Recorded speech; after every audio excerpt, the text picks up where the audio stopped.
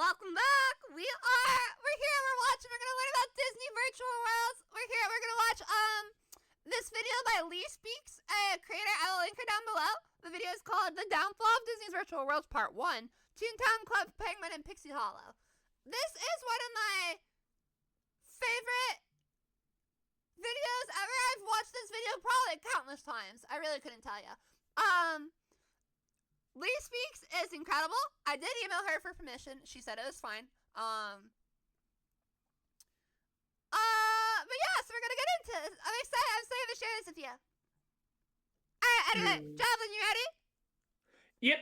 Hey everyone, I'm Javelin. I'm the bird in the corner. Yeah, This is my first time watching it. that's Javelin. He's been in a couple of reacts before. If you've seen the FNAF one or the Destiny one. I love lispeaks. She has so much stuff on her page. I will have to we'll have to watch other stuff. We don't have the time for it tonight. Anyway. Let's do it. She's kind of quiet. Yeah, before they started swallowing up famous IPs Oh, left wait. and right, There we they go. were really only screen- concerned about Screen share, yeah. that sub-18 demographic, and of course, their parents. But even long before Disney decided that hosting Deadpool on a catalog of Disney-branded movies was a-okay, they were still trying to branch out into every conceivable form of media possible. I think most computer users around my age, in some form or another, have played a Disney video game. People a bit older than me have dozens of Disney-branded console releases, people a bit younger than me have probably played more Disney apps than they can count, and people my age, well, we had the Disney virtual worlds. Post-2005 was truly the kids' MMO boom, and Disney was focusing most of their efforts onto online options. In fact, they were one of the first to kick off kids' MMOs as the huge trend. I think the MMO trend, I think she's saying it's Disney. I think it goes back to Webkins, because that started in 2005. Wait, when did World of Warcraft start? Because that was always the one I associated with MMOs. Yeah, but she's talking kids MMOs. Oh, like browser. Yeah. Yeah, okay. Wait, was this a browser app? Hmm? Is this a browser app or like a console game? Was what? Huh? Javelin, what are you talking about? We're talking, I don't know. these are like, she'll explain. It's like websites, like Club Penguin and stuff. Oh, okay. All right, I'm gonna sound dumb, but I didn't know what the virtual worlds was. Oh, I'm learning. you're learning educational content. Originally thought that I was going to do every single one of Disney's virtual worlds in one video, but I just wasn't able to do that and give the I know it's appropriate not amount of showing you that, attention to the phenomenon that these first three big worlds were. Toontown was released in the second generation of MMO games. This era, from about 2000 to 2004, consists of what most people my age consider to be very early MMOs, like RuneScape, MapleStory, and EVE Online. The first generation of MMOs, at least before the genre was revolutionized by games like Ultima Online, EverQuest, and Asheron's Call, describes the type of games that are largely intolerable to play when you're not nostalgic for them, and other types of video games exist. However, it was unique in one critical way. Previous MMOs were pretty unambiguously targeted towards teen and adult gamers. This makes sense, of course. We've always known that the internet is the Wild West. Why bother making social features for little kids when it's so much safer to just keep them off the internet entirely? And Disney came in and said, because money, that's why, and got the ball rolling on one of the first ever MMOs targeted specifically towards kids. Before I continue, I would like to define a bit of the gaming jargon that you'll hear repeatedly throughout the course of this video. That being MMOs and virtual worlds. An MMO, or massively multiplayer online game, is an online game that connects But she's you to a vast explaining array the of players. foundation very These games well. are- She's doing a build up. Yeah, I love lispeaks is just incredible. She's so pretty too. Anyway. I love the headband she has for the video too. Mhm. Servers are frequently international and can contain thousands of other users. A virtual world is an MMO that simulates real social interaction within a virtual environment via a player avatar. Virtual worlds are always MMO games, but MMO games are not always virtual worlds. For example, a typical online trivia app would be an MMO game and not a virtual world. A single-player game in a very literal sense can contain a virtual world, but from the lens of gaming taxonomy, this is inaccurate. A single-player game with an expansive explorable world would be categorized within the open world genre. Taking this game and making it multiplayer with social features would turn it into a virtual world. Okay, definitions over, time for Toontown. Toontown occupies the fairly Very rare thorough. designation of being barely lost Okay. media. It doesn't exist anymore in its original form, but the recreated version is very faithful and similar to the original experience, with differences mostly being very subtle. Early reviews mention the rewritten game's instability, but from my own personal experience, this has been fixed in later years. Toontown Rewritten is a fun time, and even more so if you can get a group of friends together to take on the cog buildings. The fact that it's free makes it even more accessible than the original game was. Toontown Online's associated archival projects represent the gold standard of MMO preservation. Let me show you why. Before we take a look at the rewritten game itself, let's look at this related source of documentation, the Toontown Preservation Project. This site is focused on preserving the aspects of the game which aren't able to be represented in the game itself, including some history on the site's development, and includes not only concept art from the pencil to 3D stage, but also more in-depth and niche development details like roadmaps, meeting notes, scholarly publications, This is really and hundreds impressive. of pages of design and programming reference. Yeah, like both the Toontown preservation as well as just like lispeaks is like thoroughness. It scratches my brain so well. It's giving me an appreciation not just for like the original Toontown, but also all the effort in preserving it. Right, like Like Toontown you can feel the Rewritten. passion. Yeah. Oh, I gotta play that sometime. The Rewritten project. Anyway, Future stream. huh? Future stream? Yeah, maybe. This website is really worth a visit if you're interested in more details about Toontown's development. It is rare and incredibly special to have this level of access to granular detail about any video game's development, much less a defunct MMO. According to these documents, Toontown Online began development in 1999 and remained in continuous development through the majority of the second generation MMO era before officially launching on June 2, 2003. It was conceptualized and constructed by Disney's VR studio, which began as a facet of Disney's Imagineering and migrated to the Walt Disney Internet Group, known today as Disney Interactive. I love looking at these ultra-early concepts that get made before anyone expects polished visuals. They all have a certain Love back it. of homework assignment quality. Much of the more polished concept art is credited to Bruce Woodside, who is a major force behind the design of the character models and cogs, and donated a great wealth of material to the preservation project. One document that's released just after Toontown's debut was a scholarly journal publication which detailed the precise intentions behind the creation of this game. The driving force of the Toontown project was a combination of the desire to capitalize on this burgeoning MMO gaming market while creating a project with as much mass market appeal as possible, in a way that's not alienating to established gamers but also certainly not pandering to them. Toontown could be more accurately described as a family game than a kid's game. Disney was interested in maintaining a broad audience. Younger kids could have fun messing around and doing whatever they want, while older kids and adults could focus in on the more strategic and teamwork-based gameplay elements. The intended age demographic begins at 7 and does not cap out. In outlining their approach for mass market appeal, they detail their intentional deviation from the conventions of MMOs released at the time. The mass perception of MMO games at the turn of the millennia were as follows: swords, knights and dragons, or spaceships, blasters, and aliens. Very genre-oriented topics, and at the time, fantasy and sci-fi were considered pretty much entirely the realm of preteen and teen boys. Although Disney isn't known to make Christian media, they're also keenly disinterested in alienating Christian parents. As such, Toontown is washed clean of any supernatural undertones, occult elements, or violence beyond the most cartoonish and slapstick possible options. The game itself centers around the conflict of Toons versus Cogs. Toons being colorful anthropomorphic animals with a culture centered around fun, expression, and joy, who are being overtaken and suppressed by the evil Cogs, who represent mindless corporations. The cogs remind me of the Pixies from Fairly Odd Parents.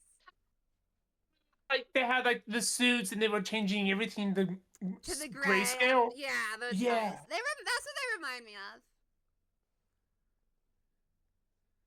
Oh, I heard of this concept from Disney. Yeah, Disney's like doesn't. I think they were too dense to realize that what they were making basically was criticizing what they are.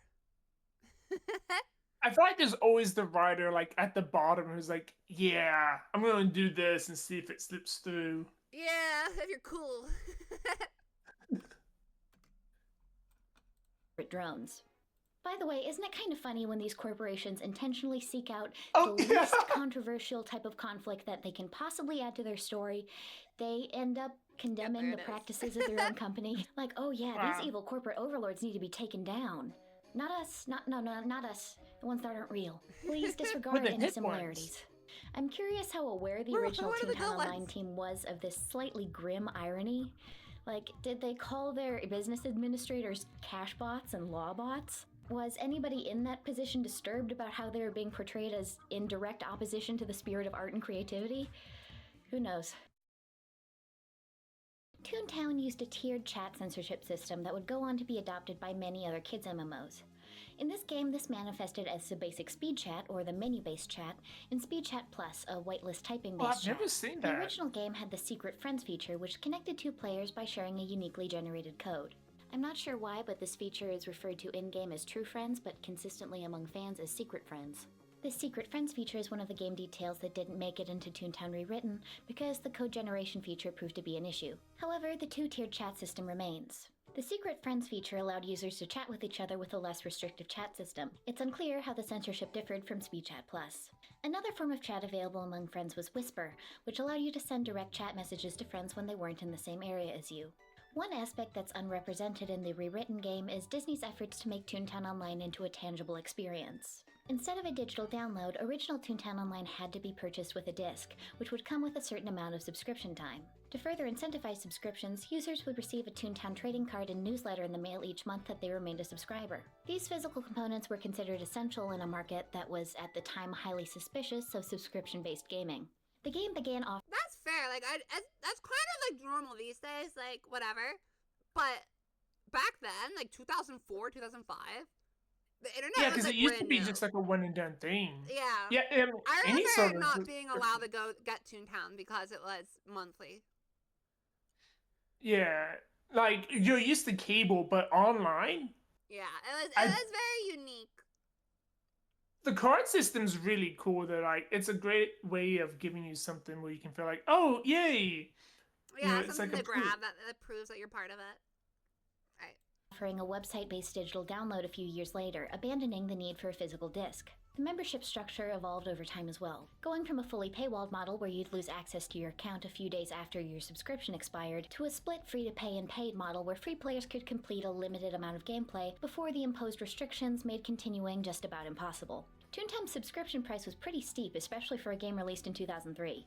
$9.95 for a monthly subscription, $49.95 for 6 forgot how months, much it and was. $79.95 for a year. There was also a 3-month option for $24.95, which I believe may have only been available with a physical card. That's $120 for a year for the shortest subscription cycle. That $80 annual subscription, the best deal out of the three, would turn out to about $130 today. And if you're like most kids and only getting the monthly because that's all your allowance can afford, that turns out to over $195 in 2023. We've largely become acclimated to subscriptions with this kind of annual charge, but no matter what you choose, a Toontown membership was a pretty major expense for a kid. This wasn't as expensive as some other MMOs from the time like World of Warcraft, but the adult user base of those other games justified the higher price point. I imagine Toontown abandoned the fully paywalled approach because getting parents to pay that much repeatedly for a kid's video game is a pretty hard sell. Toontown visually suffers a bit from being such an early 3D online game, but I wouldn't say that the graphics are terrible by any means.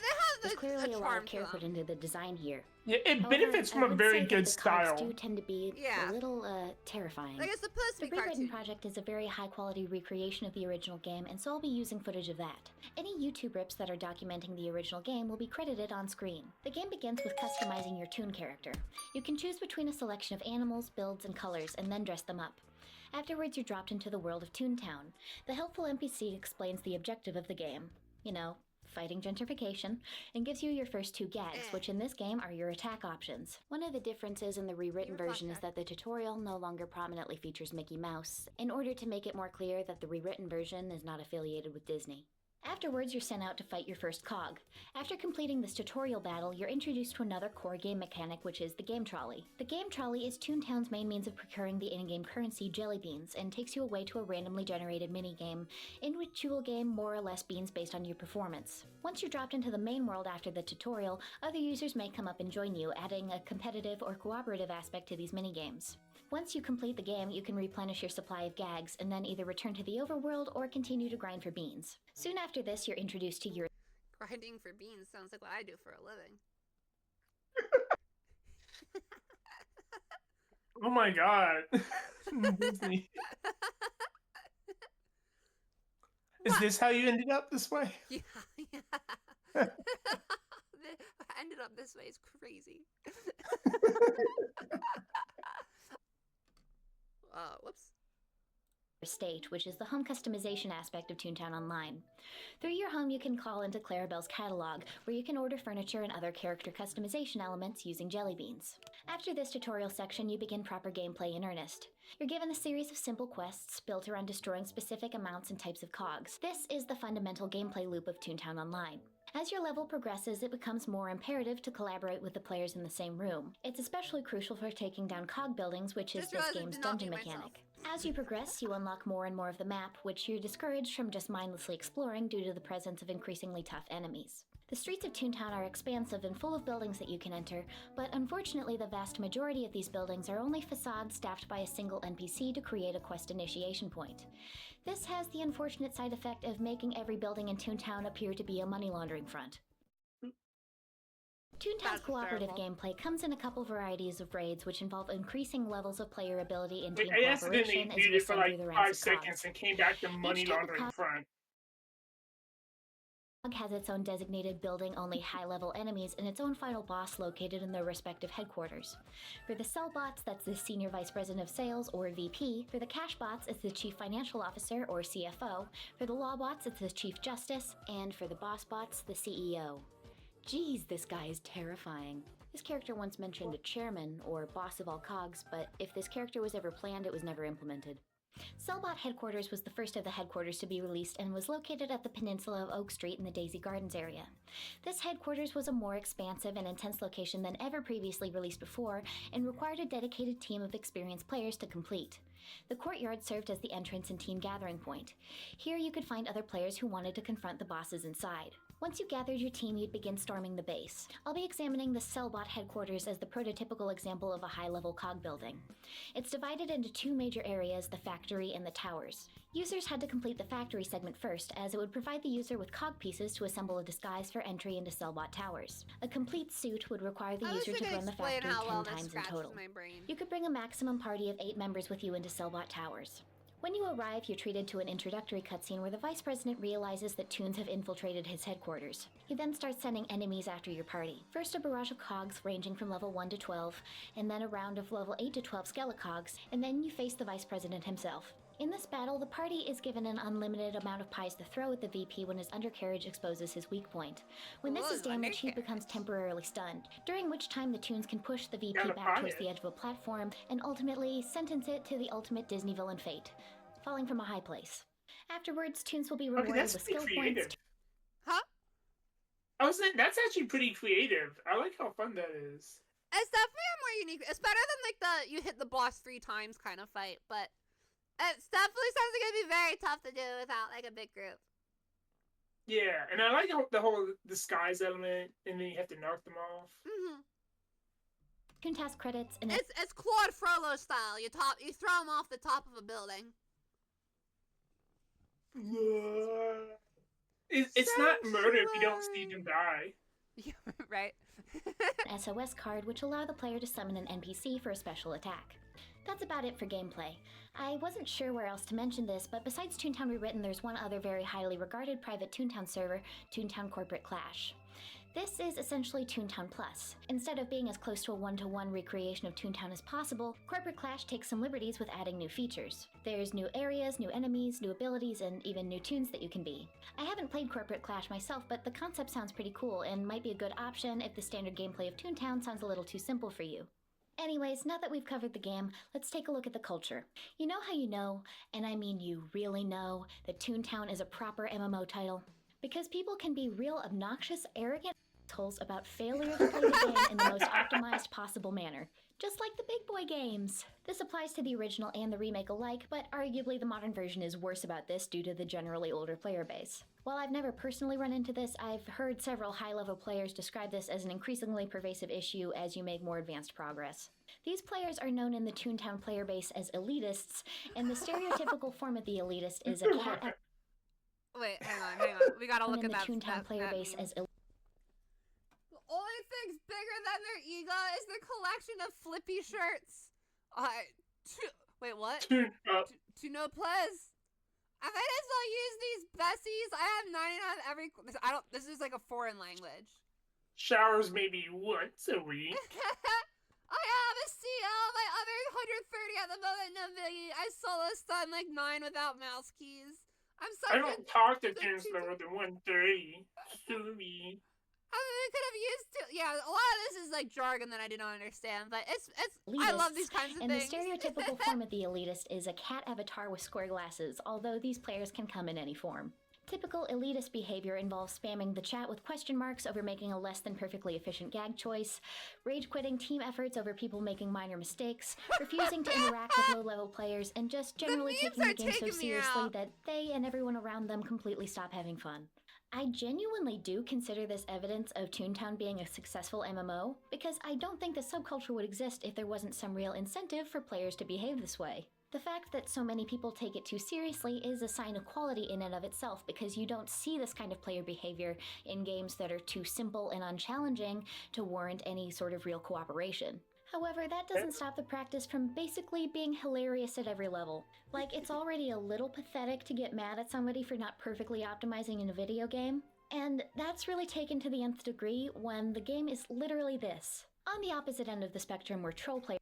I was actually just talking about that with Gucci today. How like, I guess it's fine if your whole thing is you want to play the most optimized player and be the strongest or fastest or best or whatever. But like my personal play style definitely leans closer to like, I just want to feel cute and do whatever. I don't care if this is the best or the worst thing in the game. I just want to have fun. Yeah, you can't expect everyone to share your playstyle, but it's an MMO, so you have to be able to get along with those who don't play the same way you do. Mm-hmm.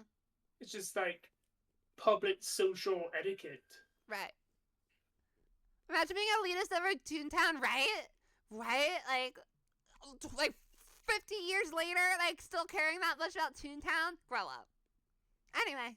Who would engage in a behavior known as greening. This means intentionally allowing your teammates to lose all their health, and is called such because this turns your icon green. Blech. These players would often wait until the final boss of the level to start messing with the other players. This could come in the form of taking inappropriately low-level action or no action at all, teaming up with another greener and repeatedly healing each other and allowing the remaining party members to fend for themselves, using a glitch to trap a party member in the elevator and force them to fight the boss on their own, intentionally disrupting the VP stun, just logging out when you arrive at the final boss, and basically every other way you can imagine of just being completely useless. Hyper-optimized gameplay to the detriment of other players, like abandoning your group to get a better SOS card, can also be considered greening. Greening was a bannable offense in the original Toontown and remains to be in the rewritten version.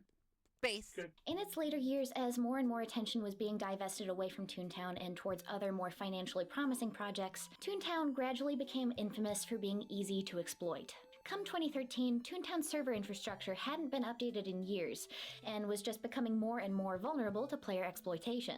This might have been an easy fix in earlier years, but at this point, the manpower behind Toontown Online had been slashed. One of the more fondly remembered exploits was the server-side Meet Here hack, which allowed users to fast travel to parts of the map that would usually be too difficult to reach. With this hack, users would move to a specific location on the map and input Meet Here into the speed chat. A toon would immediately appear and give you a friend request and ask where would you like to go. And then you would select a named location from the speed chat menu. The toon would then leave and send a whisper chat message asking you to teleport to them, which you then do. The toon then immediately unfriends you and disappears. I love the entire concept of this hack. Not only is it a player utility that anyone can use, there's just something so delightfully eerie about it. Like summoning a ghost whose only purpose. I was like, this card is, it's a little creepy almost, but it is cool. It is cool. Wait, so the other person isn't real? Well, yeah, it's like an NPC basically. And you can just like, that's so weird. Yeah. Purpose is to help you fast travel.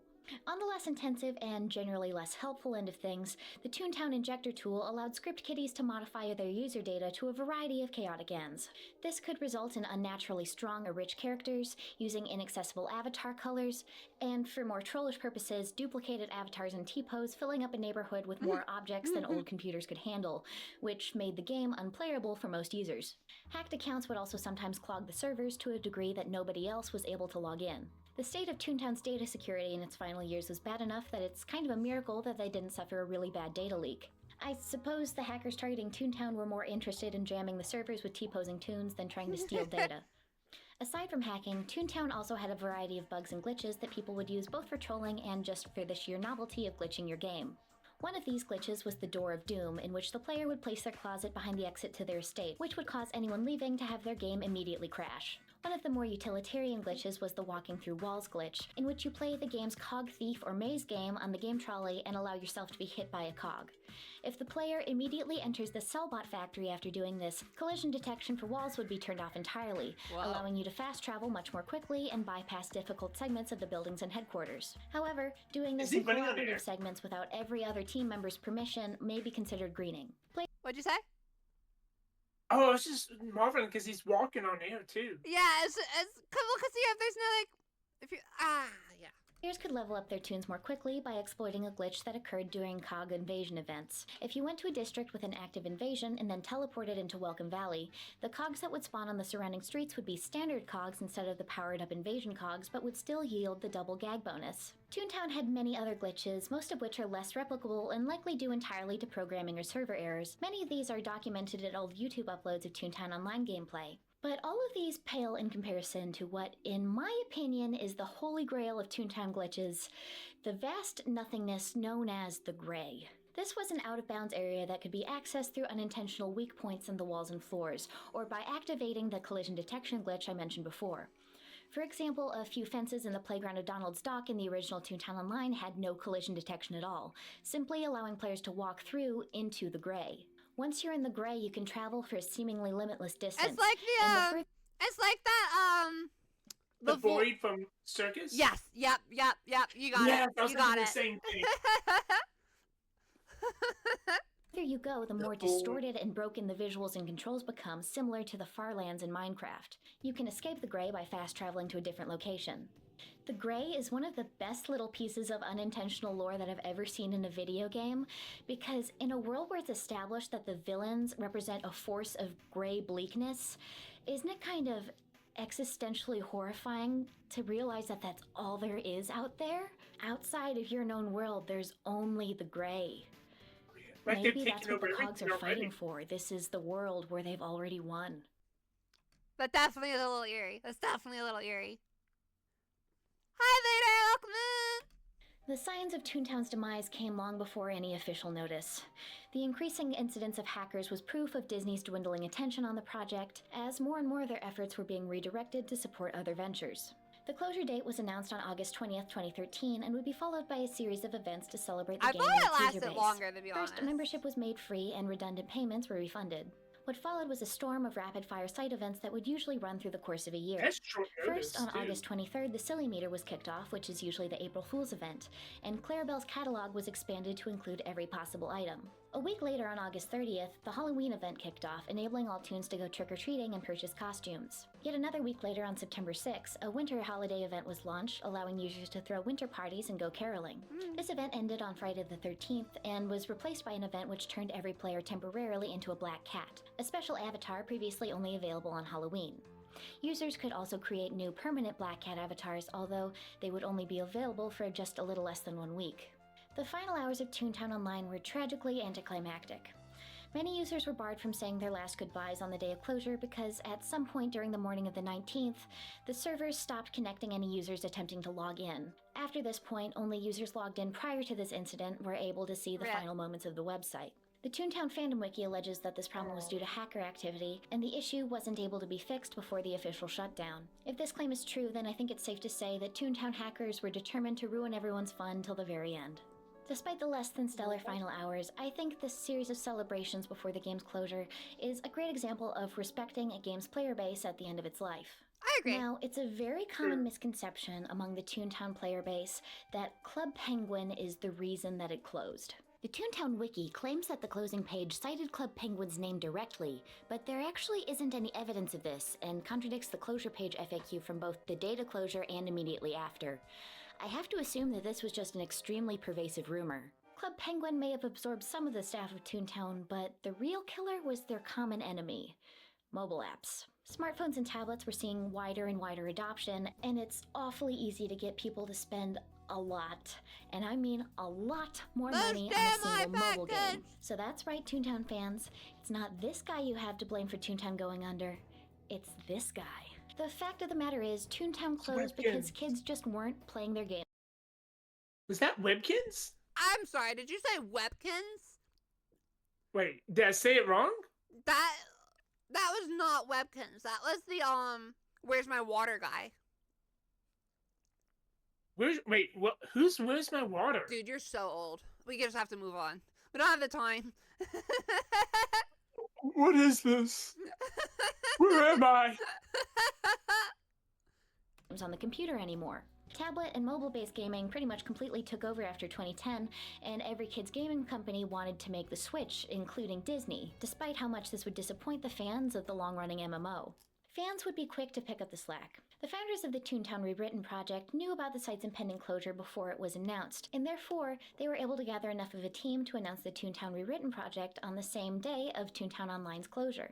It had its first alpha release only a month later on October 28, 2013. This and the subsequent beta release would only be available to a small amount of testers. 1 year after the announcement of Toontown's closure, Toontown Rewritten's open beta was released to the public on August 20th, 2014. 3 years of development later, the 2.0 update was released, turning the game into a near-complete recreation of the original Toontown. Is Toontown Rewritten still around, or is it long gone at this point, too? So, Gucci, can you look into that for me? I gotta look that up, yeah. Online. So, what was it that made Toontown such an unambiguously fondly remembered success story? Well, more than anything, Toontown is just a good game. It's well built, the UI issues are easy to overlook, and it feels rewarding to progress. It's pretty slow moving, but people who are used to playing games from the early 2000s probably won't be too put off by the inefficient pace. It's just a fun MMO, and it really does feel inclusive to all ages. I never got the impression that there were any widespread creepy cultural issues with this game like some other kids' MMOs, and you can choose to play at your own pace. It's not a huge faux pas to fail to optimize your gaming unless you've landed yourself in a particularly try-hard circle of users. However, it is rewarding to the people that choose to do so. A combination of all of these factors has led Toontown Online to be easily the most thoroughly documented lost MMO game, to the point that it's barely lost at all. Toontown was and is beloved, and it's easy to understand why. Toontown, are you tuned enough? That's burned into my brain. The "Are you tuned enough" is so burned into my brain. Last person update was on the 14th, 4 days ago? Wow. Okay, so it's really active still. I might have to play Toontown Rewritten on stream sometime. That'd be fun. But I'm too into Minecraft right now. I started like a Minecraft round. Not important. I need to be honest. I am not going to write a full history of Club Penguin.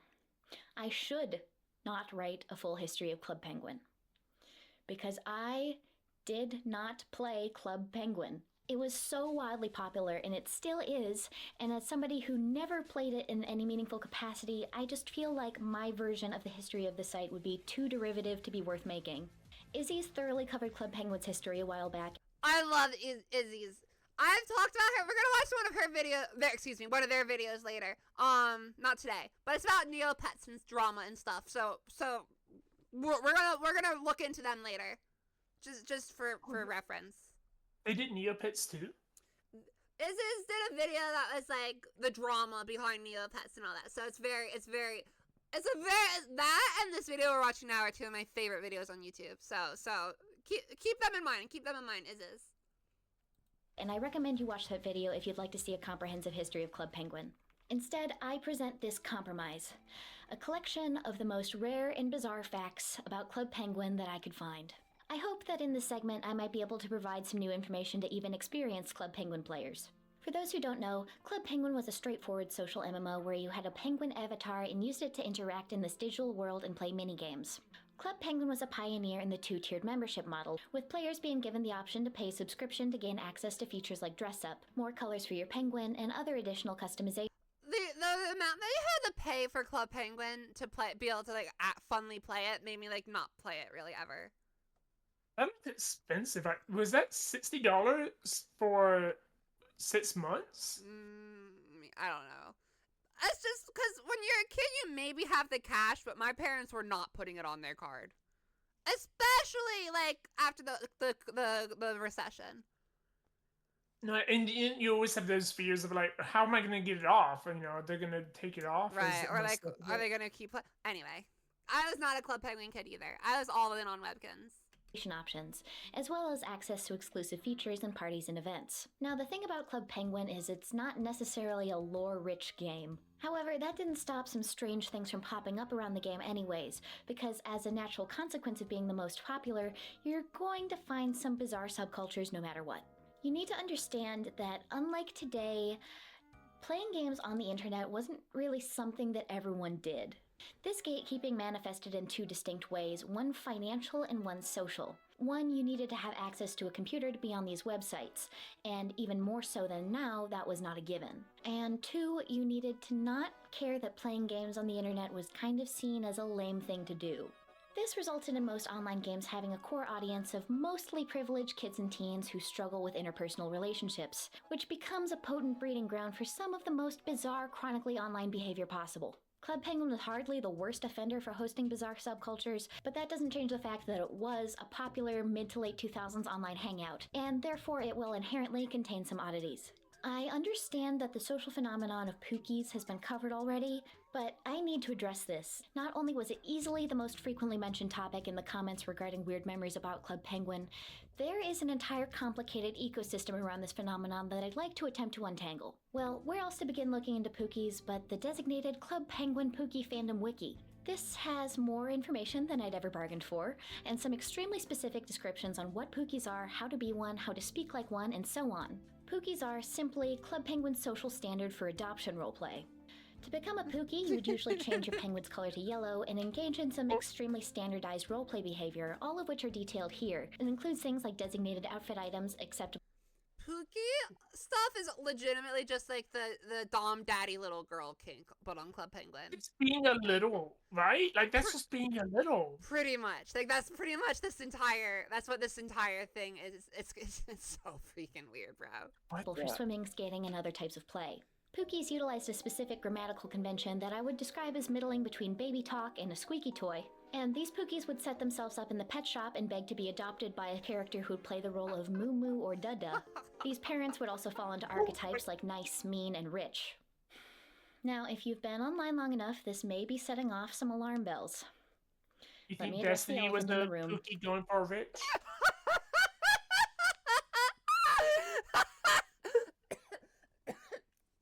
Oh, that's gonna be a joke that's only funny to the people that watch the Destiny reaction.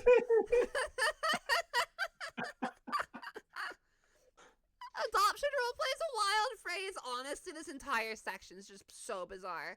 It's so goddamn bizarre. I feel like Is I'm this learning a so thing many. that's not appropriate for kids to be doing? Anyways, but also sort of. Were there people engaging with this content with inappropriate intentions? Yes. However, was it all of them? Definitely not, and it's impossible to guess the ratio of kids who were just interested in playing out a dramatic soap opera narrative, which ones were nursing a latent, and which ones were adults seeking easy access to kids.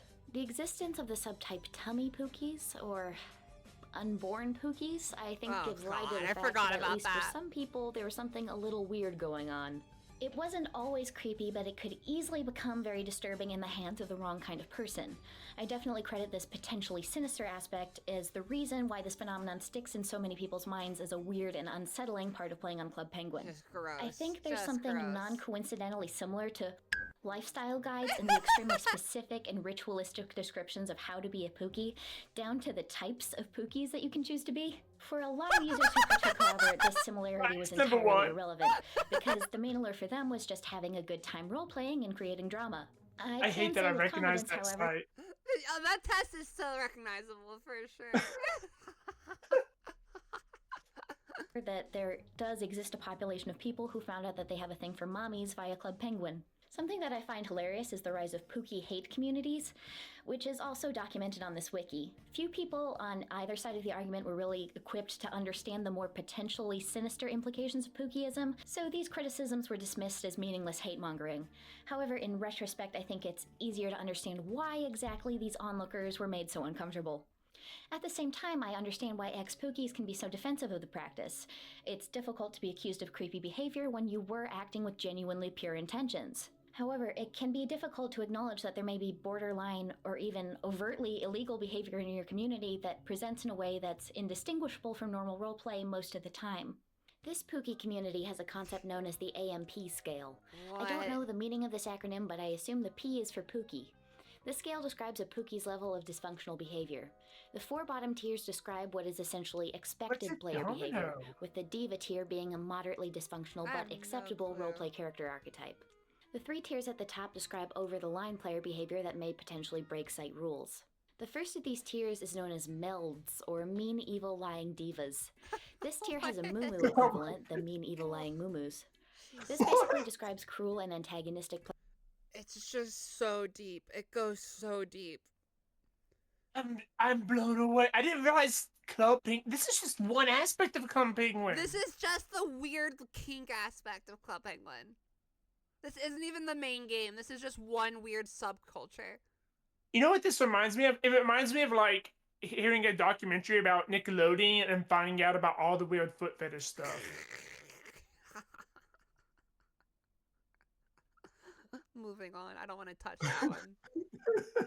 Player behavior that crosses the boundaries of roleplay and into overt bullying. It's unclear how the category above this, Drama Llamas, differs from this tier, but probably just describes a more dedicated and aggressive type of troll. The last tier is known as the Domino Divas and are called such because they encourage other players to engage in rule-breaking or overtly cruel behavior. This wiki describes Domino Divas as bribing their siblings into being trolls, but I'm a bit unclear about how this would work because I was under the impression that you couldn't really exchange items or currency on Club Penguin. Oh. The second largest roleplay subculture that I found while researching Club Penguin was the fandom that built up around the secret agent gameplay aspect. In the game existed an organization called the Penguin Secret Agency, or PSA. Becoming a secret agent unlocked an entire branch of gameplay with probably the most distinct and developed NPC relations that the game had. To become a secret agent, you essentially promised to become a moderation assistant. You had to submit a questionnaire with some pretty obvious correct answers to confirm your knowledge of the rules and how to help enforce them.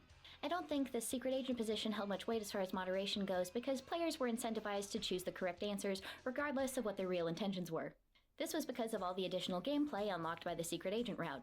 I have to imagine that this role went to some kids' heads and they got way over-invested in becoming a Club Penguin cop. You imply any level of power over other people in a game and there's going to be somebody who takes that too seriously. True. But beyond that, you had a lot of people who became really attached to the secret agent narrative.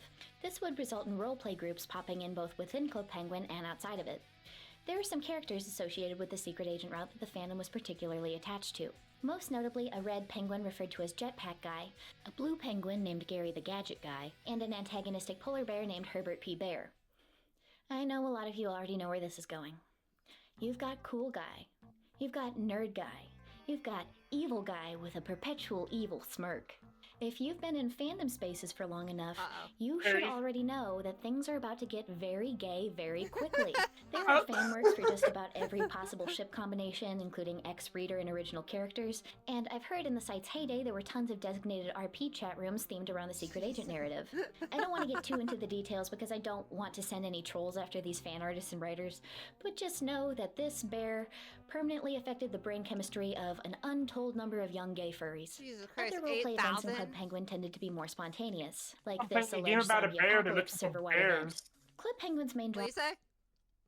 I said went from fighting a bear to looking for bears. I should not have been taking a sip in that moment. You're not wrong, though. Wasn't really the gameplay itself, but the abundant presence of other people and the relative freedom that they had to interact. Club Penguin didn't use the speed chat system ubiquitous in other Disney's virtual worlds, I assume as a result of Club Penguin being an acquisition rather than a Disney invention. Club Penguin's word filter was generally known to be more generous than most. Unfortunately, this led to some players attempting to have more risque role-playing sessions, and exploited some common animations to put their penguins in compromising situations. Club Penguin has some interesting history surrounding the puffles, or pet creatures that you could adopt. Puffles, along with clothes, were one of the main pillars of Club Penguin's class hierarchy. Membership greatly increased the amount of puffles you could own, from 2 to 75. Wow. The rainbow and golden puffles were instances of actualized rumors within the Club Penguin community. The rainbow puffle rumor is listed as debunked on a Mythbusters discussion section of the Club Penguin wiki, which was accurate at the time and just never updated. The rumor of the rainbow puffle is tied to the tip the iceberg rumor, which was famously fulfilled upon Club Penguin's closure. Supposedly, if you successfully participated in tipping the iceberg, you would receive access to an iceberg exclusive catalog where you'd be able to buy a rainbow puffle. Hold on. Did the tip the iceberg rumor come about because kids misunderstood the phrase tip of the iceberg? I mean, if you think about it, an iceberg is definitely not something that can be tipped over. Did some kids think tip of the iceberg was like an event and not a place? Maybe they thought it was a pun? It's a mystery. This was not That's kinda ultimately the way cute. that Rainbow Puffles would be introduced. Instead, they were introduced at the side event Puffle Party 2013, where players could adopt their own Rainbow Puffles if they completed enough tasks to launch themselves from the Rainbow Cannon on the roof of Puffle Hotel. All players had the opportunity to obtain a Rainbow Puffle, but non-members had a waiting period imposed on the required tasks. Damn. 2013 must have been the year for fan service Puffle releases because that was also the year that the Golden Puffle was introduced. Players would unlock the opportunity to adopt a Gold Puffle for themselves. Gold Puffles could only be unlocked by members. In the end, only a few rumored Puffles never got made. First is the abominable Snow Puffle, which looks like a white Puffle but much larger. The Meteor Puffle, which would have been from space. The Fuchsia Puffle, and the Clear or Transparent Puffle. The existence of Penguin Ninjas also initially began as a rumor, first sparked by the existence of Ninja Mask accessories in Club Penguin's prior iteration, Penguin Chat. The release of ninja characters throughout the game Card Jitsu sparked even further rumors about the existence of Shadow Ninjas, which would come in the form of ultra-rare Invincible cards. This Shadow Ninja character, known as Ninja O Dark, was never implemented because just randomly making certain games unwinnable is not a good mechanic. Like many of these fan characters, their only ever sightings were in the form of user impersonations, as shown here with the sighting of Ninja O Dark. However, beyond Ninja O Dark, there was some genuine evidence that the shadow element was an unreleased gameplay feature in Card Jitsu. Players discovered this image of a dark ninja suit in the game's files, clearly captioned Card Jitsu Shadow. The gem that is visible on this costume's forehead matches with the dark stone set into the center of the ninja amulet, implying a relation to the other elemental gems. Because this costume existed within the game's files, hackers were able to obtain the Shadow Ninja outfit and wear it. It's not clear why this element of the game was scrapped, but I think it might have something to do with that balance issue that I mentioned before. A 3-element game setup is extremely stable, and adding a 4th element which is implied to be more powerful than the others is an easy way to break the game. It ruins the fun for anyone who isn't benefiting from that 4th ultimate element. Another rumor-only character was Rockhopper's ninja brother, who seems to alternate between also being referred to as Rockhopper and the extremely creative name Ninja Hopper. This character had been canonized in a private server called Free Penguin, although the server seems to no longer be active, or maybe I just can't find it. In the comments of my Fast Food Worlds video where I asked people to leave their strangest memories about Club Penguin, one user alleged a mythical event called the Great Fire of Club Penguin, which is corroborated on this FanWiki page. I assume this might have been a role-playing event that accidentally got codified into Club Penguin lore for some people. This comment describes the event as the entire setting of Club Penguin suffering a horrible fire, causing everyone to have to release their puffles and escape onto Rockhopper's ship. The FanWiki descriptions of this event are even more dire, describing several penguins as having been killed in the flames. Of course, this never happened because that's extremely grim. Because Finally, I would like to try to... Disney's goddamn cowards, and they won't give us something cool like that. Kill the hoppers, dang it. No, wait, free the hoppers. Kill the Save penguins. the penguins, Put, yeah. Put Penguin Death in Club Penguin. Make Club Penguin good again. Make Answer Penguin the Death canon. following question. Why are Club Penguin private servers like Club Penguin Rewritten so much more vulnerable to shutdowns than other Disney Rewritten projects? Why does Disney care about stomping out the majority of the large Club Penguin servers, but they're perfectly content with Toontown Rewritten? Even among the servers that are still active, almost every single one has faced some type of attempted legal action by Disney. Nobody outside of those intimately familiar with Disney's legal practices can claim to know for sure, but there are a few safe bets. The most glaring issue is the fundamental problem with the social interactions that existed in the game itself. The Disney Corporation is extremely concerned with brand image, and they are incentivized to care about things as soon as fan activity starts negatively impacting that. The problem with Club Penguin was that it damaged Disney's brand integrity while it was still active due to creepy and inappropriate player behavior. Yeah. There was just something messed up about Club Penguin's chat censorship system, because when I was researching for this video, I found multiple instances of people using extremely severe racial slurs and not getting banned. These same Jesus users would turn Christ. around and use the F word and get banned instantly. Oh, buddy, thank you for the subscribe! Thank you for the 7-month subscribe, resubscribe. Thank you so much! I can't wait to collab later. I gotta finish this video, but then I'll be good. Hopefully by 9:30, right? That's when you go on? Anyway. Censorship I'll was stop just pausing if I wanna way come on. overly weak for a kid's game. And this becomes much more of a problem in the hands of people who refuse to moderate their private servers. I'm not going to get into the details of what happened with those servers now because I'm actually planning to save that for a future Patreon exclusive video, which is intended to come out with the second part of this video. For now, let's just say that these revival projects are just magnets for explosive drama, and the Club Penguin revivals are hardly the only culprit. So there's actually been a bit of breaking news here. One day before this video is supposed to be up, the private server Club Penguin Legacy has just received a takedown notice from Disney and is in the process of shutting down. This is actually a bit of a unique case because this one has a really glaringly obvious reason for its shutdown. In the third image from the closure announcement, it clearly states that they've had a Patreon open to help them with server costs. Money. The first rule of making a rewritten game is that you under no circumstances accept money from anybody. Every single one of the big rewritten projects you can think of is paid out of pocket at a loss. Asking for donations is just seriously irresponsible. If you ever encounter a rewritten project asking for donations, do not give them your money. Warn other people against giving them money, and to be safe, probably just abandon ship entirely. At least that way it'll hurt less when it's inevitably slapped by legal. This game probably had some Club Penguin typical user issues, but the fact that money was changing hands put this project's death on the fast track. Despite all the issues with the biggest servers catching heat from Disney, it's just much more possible to create private servers for Club Penguin than it is for most other defunct MMOs. I can't really point to one that's the big, broadly accepted server in the same that Toontown Rewritten is, but just know that Club Penguin is still out there, albeit unofficially. In the midst of the kids' virtual world craze, Disney was releasing new options left and right, and the most notable of these later releases was the Disney Fairies-themed MMO, Pixie Hollow. Before I proceed, I would like to give a huge thanks to... Admittedly, this is probably the one that I didn't care about as much in this video. Admittedly, if I'm gonna, if I'm gonna be real for you. Yeah, this one I'm not familiar with at all. to Disney's OnlineWorlds.com, which has been an absolutely tremendous resource in regards to these worlds that aren't as carefully preserved as Toontown or Club Penguin. It has a huge amount of documentation and primary sources for most of these games. Many of the specific features that would otherwise be lost are frozen in time on this wiki because they were written while the sites were active and intended to serve as player guides. The link's in the description if you'd like to check that out. I would recommend following that link because it is very difficult to find on search engines. Another great resource for Pixie Hollow is this blog, Art of Disney Fairies, which is full of concept art for the Pixie Hollow MMO as well as the Disney Fairies franchise in general. I would like to give a quick disclaimer that this game went through a lot of changes over the years, so if I describe something that doesn't match up to your memory, it's likely that I'm describing a feature from a different point in the game's timeline. The beta version of Pixie Hollow debuted on September 20th, 2008. Prior to the main release, they ran 5 preview events, which showcased a playable but limited version of the beta game.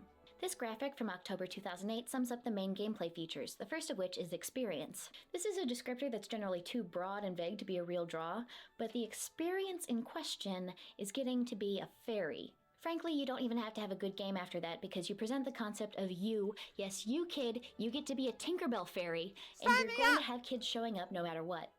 I think this assessment may not be too off base. I asked my Twitter followers what the main appeal of Pixie Hollow was for them, and a resounding majority of people who had played the game said it was the Disney Fairies aspect, unlike the majority of Club Penguin players who cited the gameplay as the main draw. I think this alone makes the conceit for Pixie Hollow an absolute no-brainer for a kid's virtual world. Next is Customize, which describes the ability to make a personalized avatar and living space.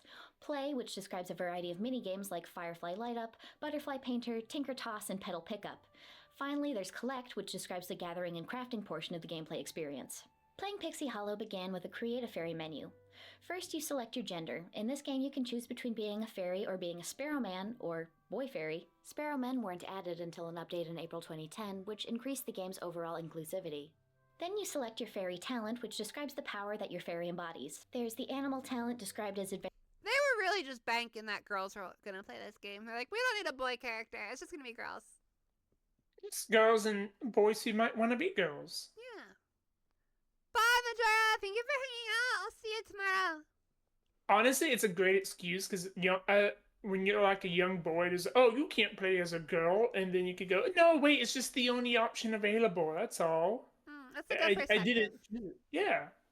Adventurous animal lovers, the garden talent described as highly connected with nature, the light talent described as natural leaders, the tinker talent described as adept problem solvers, and the water talent described as mellow and easygoing.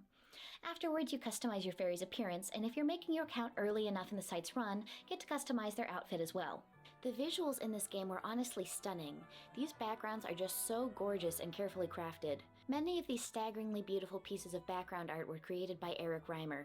These environments are genuinely some of the most beautiful Flash game settings I've ever seen. This is a level of intricacy seldom seen in browser games. I'm still not really convinced that Pixie Hollow was very good as far as gameplay was concerned, but the art direction was just so incredibly solid that I can see why it drew people in regardless. The music is also remarkably good for Flash game content, despite how compressed it is by necessity. I've been using the soundtrack of Pixie Hollow in the background of this segment, and these tracks were pretty much movie quality. The whole game provided a really pleasant and relaxing sensory experience. The titular location of Pixie Hollow is in the secret heart of Neverland. Within the land of Pixie Hollow, the 4 seasons coexist at all times, each one ruled by a corresponding minister. The fairies in Pixie Hollow are responsible for bringing the seasons to the rest of the world, which is the fundamental purpose of that gathering mechanic that I mentioned before.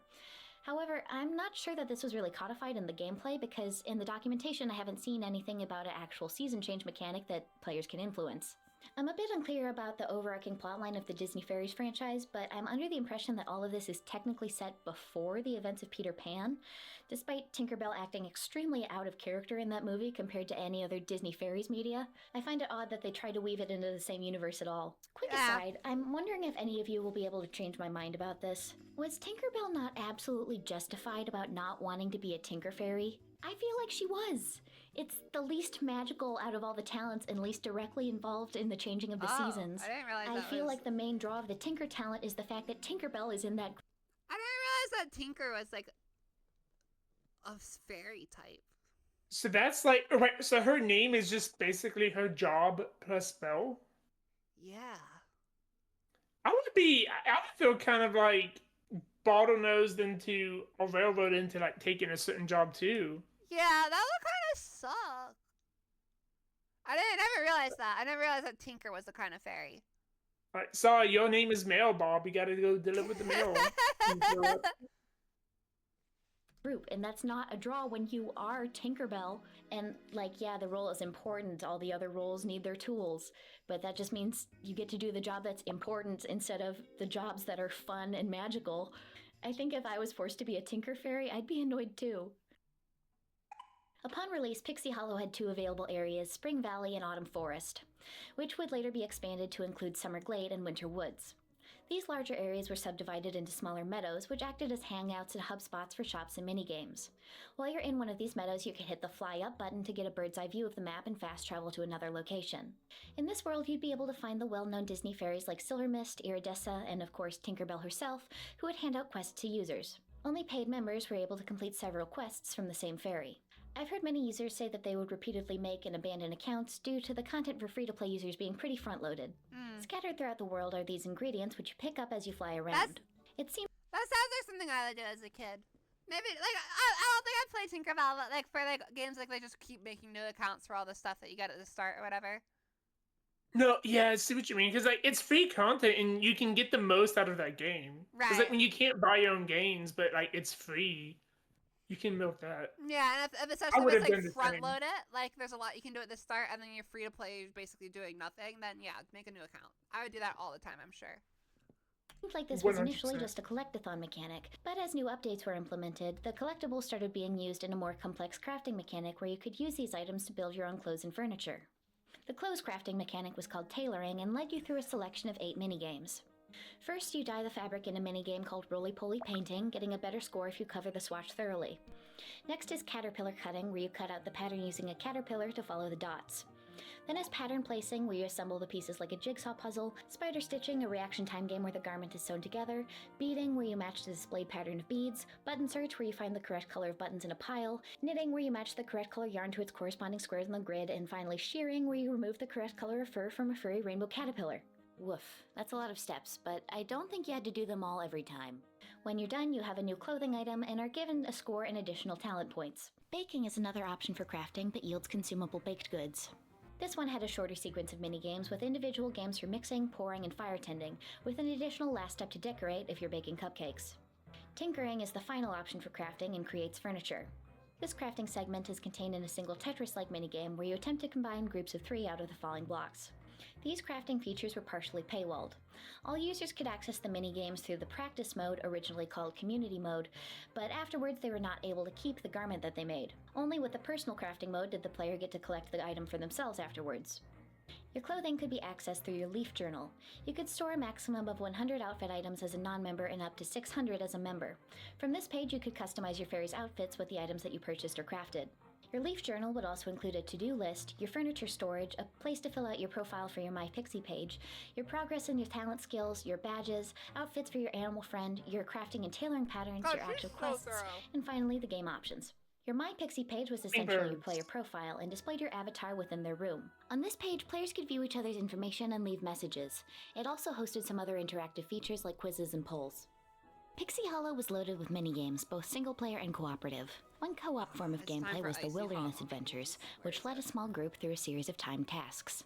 This, like most cool features from this game, was for members only. As with most minigame-centered virtual worlds, it's safe to assume... I feel like this is like, of the ones she's talked about, this is the one that's the worst for free players. Well, actually, no, Toontown sucked. If like, you literally couldn't play it for free. So, I guess there is that, but like, this one sounds like you have to pay to be able to play it. This one feels like, yeah, it's got more of the modern mobile game, like, oh, it's free to play, up into the paywall. Right, like, it gives you a taste or whatever. Announcing my alert. Yeah. Oh, thank you, Evan. Thank you for understanding that Twitch is bitch ass right now. I appreciate it. Thank you so much. Evan and they said, hopefully maybe I'll see you later when I collab with Bunny. Alright, let's keep going because we're running out of time. Assume that these games were of highly varying quality.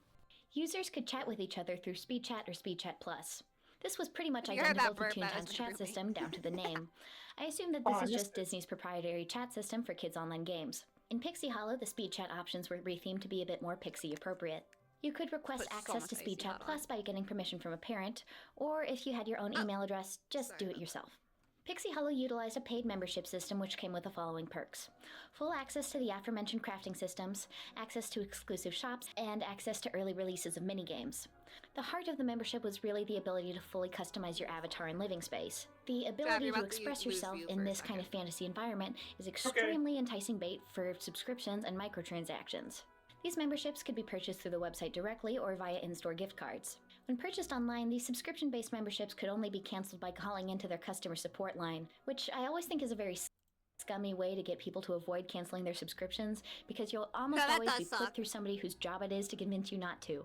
Pixie Hollow's subscription price was $5.95 monthly, $29.95 semi-annually, and $57.95 yearly. The middle tier saves $11.50 per year, and the annual saves $13.45 yearly, admittedly better than... What the hell did you just say? I said that's the cheapest 1 month I've seen out of all of these. Yeah, I was just thinking that too. Barbie Girls couple cent bulk discount. Pixie Hollow had some related physical merchandise, and not just in the form of Disney Fairies dolls and playsets. These products were known as clickables, and could be used with both its own designated program and the Pixie Hollow virtual world. The clickable software, downloadable on Windows only, enabled you to integrate your clickables toy with your Pixie Hollow account, and gave access to a few different features depending on the specific toy that was purchased. The clickables friendship bracelet's primary purpose was linking real-life friends together on Pixie Hollow. After two activated devices touch, you'd have the option to become friends with each other, exchange gifts, and unlock messages that could be used in Pixie Hollow Speed Chat. There were 30 total bracelet-exclusive messages, with each one coming with 5 preloaded. The message and gift sent out by connecting the devices could be customized with the clickable software. This device had some tie-in features with another of the clickable devices, which I'll get to shortly.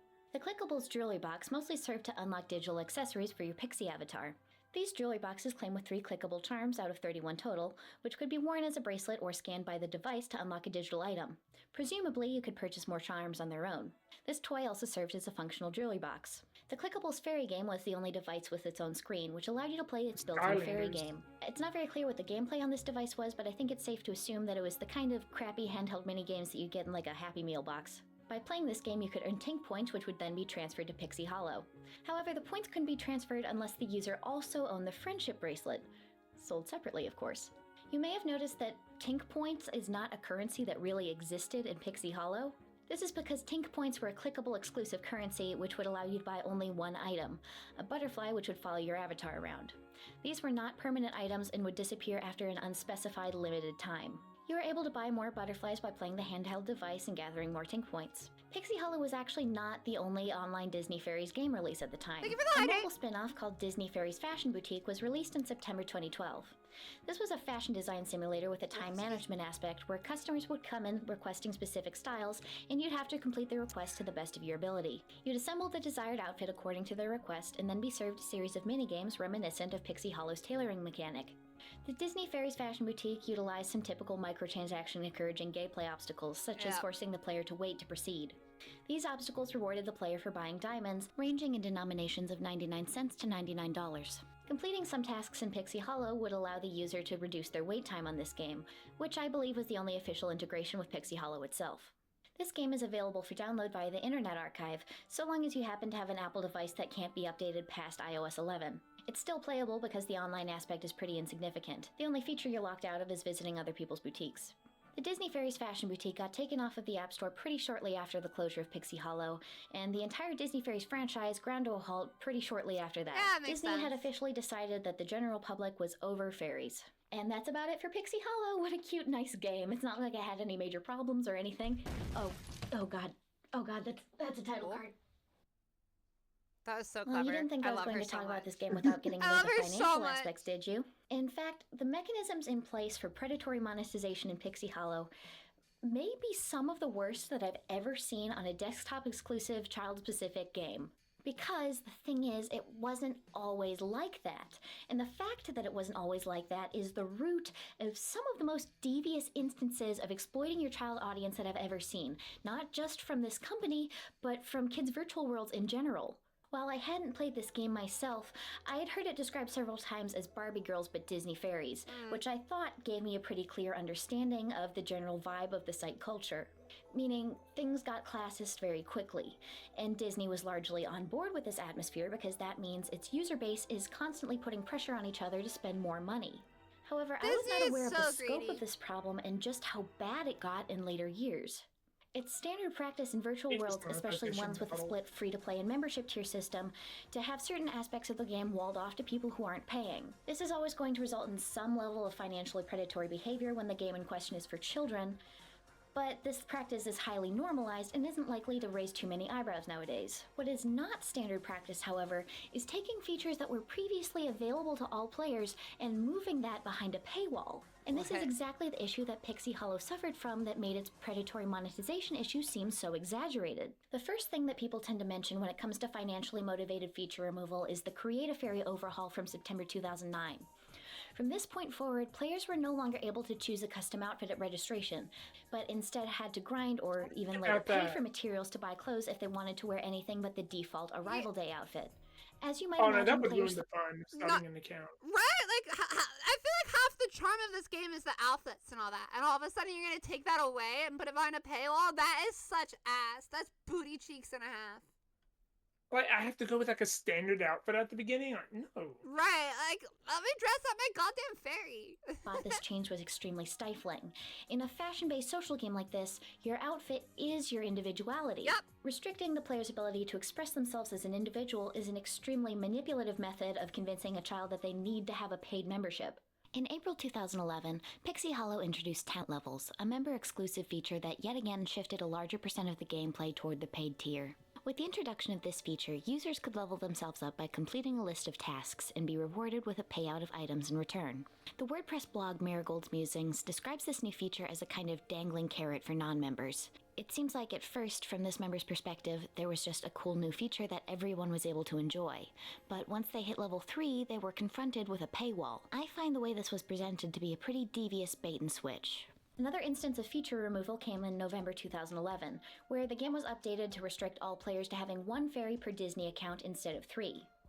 I believe legacy players who had multiple fairies before this change were able to keep them, but after that, if you wanted to have more than one fairy, you'd need to make more than one Disney account. And if you wanted that fairy to have access to all the features of the game, you would need to pay membership again. That makes this another example of restricting options that would hypothetically Okay, that's become so available cheap. to a user that is willing to pay more. The final FU to free-to-play users was the introduction of the alternative paid currency, Diamonds.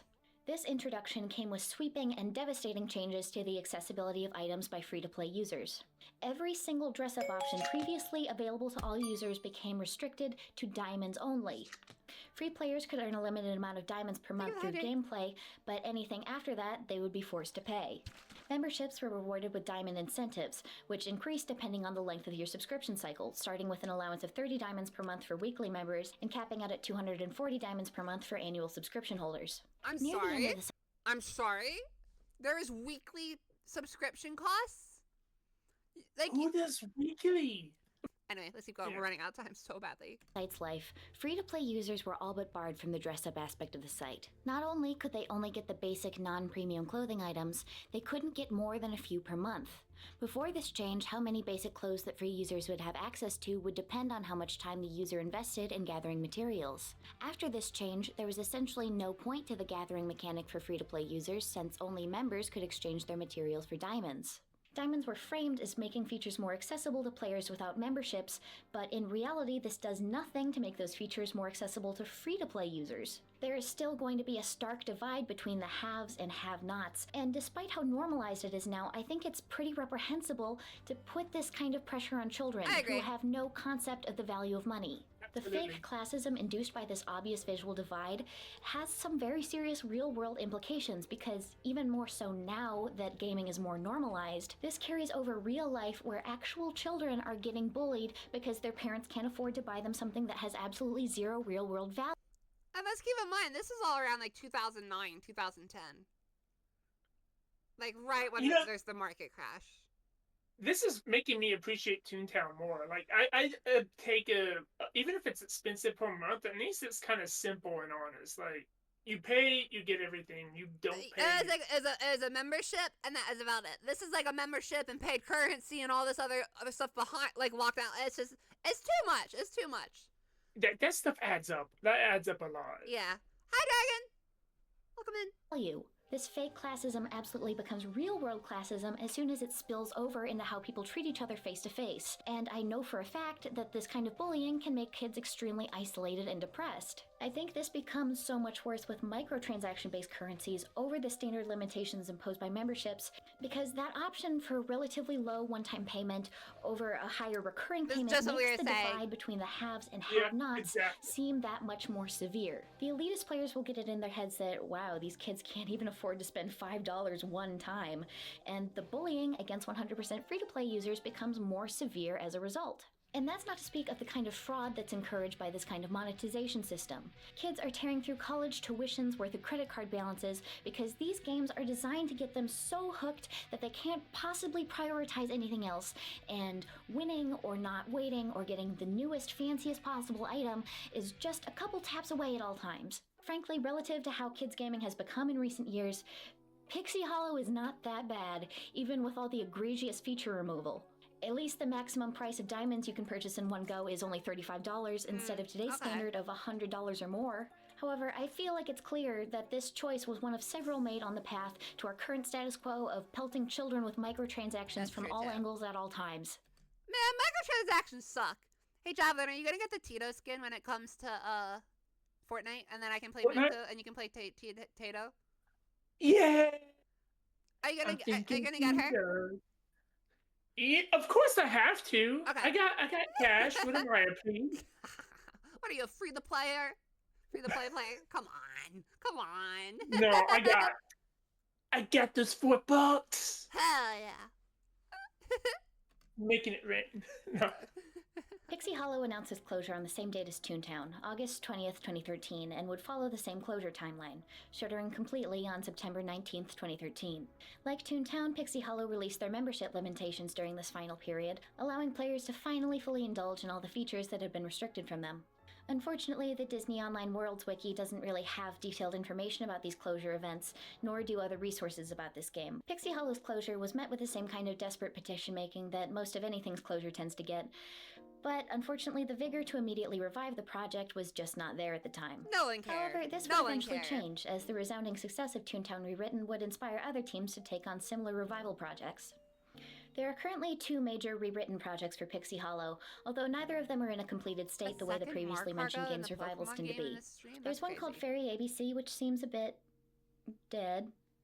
And the playable build also seems a bit dead. Well, I hope the best for this project, but I'm not sure that this one's doing so well. The other is We the Pixies, which is in a generally better state than Fairy ABC. The community is large and active, and the playable build is, well, playable. This is only a workable build and not a complete gameplay experience. Unfortunately, at least on my computer, this version is barely functional enough to be tolerable, at least as I'm playing this in early 2023. The game bugs out in a way that breaks the game more often than it doesn't, and the fact that there's no login element means it's pretty much impossible to make progress in regards to collecting and crafting, and I'm not entirely certain that the crafting feature has even been implemented yet. It feels like almost a guarantee that after about 8 to 10 loading screens, and that's if I'm lucky, the camera will get stuck in some irrelevant location and I won't be able to regain control of my fairy. Unlike Toontown Rewritten, I can't use this game to gather footage of what the original game looked like. However, there are definitely the bones of something with a lot of potential with this project, especially with the Create a Fairy segment, which is virtually identical to the game from pre-September 2009, while you could still select custom outfits. I'm hopeful that this game will become more stable over time, but I'm also not completely confident about it, at least in the form of a browser game like the original was. The death of Flash severely hampered the ability for games like this to continue existing, because other browser-based programming languages just don't tend to be as ideal for this kind of interactive experience. Put simply, Flash was hyper-optimized to make exactly this kind of game for internet browsers, and ever since it was discontinued, what we have left are things that are able to make this kind of game but aren't necessarily built for it. This means that many Flash revival projects built in newer programming environments and languages have a relatively small margin of error compared to the original medium. I suspect that this may be the cause behind the high frequency of crashes that I've noticed with this build. Okay, and so that is actually all I have about Pixie Hollow, and that marks the end of the big three. I don't have the figures in front of me to confirm that these three were the most popular of Disney's MMOs, but there is a clear trend as far as cultural impact and just how many people have requested that I cover these three. That is not all I have for Disney's virtual worlds. In part 2 of this video, I'm going to be looking into Virtual Magic Kingdom, Pirates of the Caribbean Online, Cars Online, Disney Channel's MMO Superbia, and a variety of other Disney online ephemera. I honestly need to have a break from thinking about Disney for a little bit because the never-ending cycle of creating a thing that children love and then killing it because it doesn't make enough money gets a little bleak. Yeah. So I'm going to put one other video in front of my part 2 to this one, mostly because there's a thematically appropriate holiday coming up. Are you interested in learning how I make these videos? Alright, so... Okay, I'll let her do her pitch. Sorry. You can learn how with my newest Patreon exclusive video where I look into the process of making these from filming to the final export. You can get access to my exclusive videos for only $5 per month, or you can get access to all channels of my Discord community for only $2.50 per month. On a related note, thank you Fishcatch, Ms. Goat, and Riley Meyer. You and every one of my patrons really mean the world to me. Tune in next time to be brave. Alright, so if you like lispeaks, consider subbing to our Patreon.